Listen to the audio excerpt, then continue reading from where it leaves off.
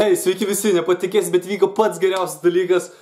Bėgiau savo ant namie dviračių ten, kur toks fake yra, nesportavimui. Ir šovė mintis į galvą. Pagaliau atėjo mintis, kurios taip laukiau. Nuėjau dar ten dušą, nusiprausiau, dėjau visiškai pilnai.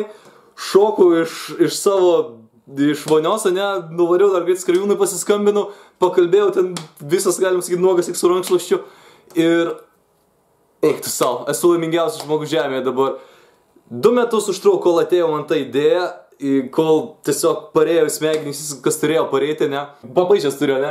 Turėjau gyvenime, turiu vieną žodį, prieš 2 metus kažkur susidėjau taškus gyvenime, kurių noriu ir žinau, ko noriu, tiesiog nežinau, kaip pasiekti.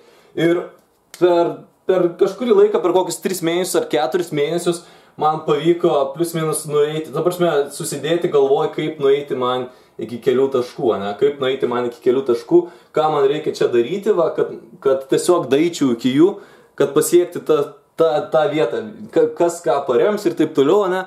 Ir niekaip nesugalvojau paskutinės vietos, tiksliau, va, čia labiau gal jinai yra, čia iki finišo nuo tos vietos, aišku, bet va čia viduryje, ne, yra vieta, kurios niekaip 2 metus galvojau prakeiktis ir niekaip nedaidavo, niekaip nesugalvodavau, kaip viską po velnių sujungti, ką čia matot. Ir šiandien tiesiog gavau tą idėją, tiesiog mintis atėjo, ne, ir viskas.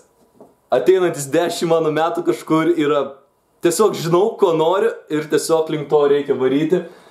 Užpaišom ir esu laimingiausias žmogus dabar.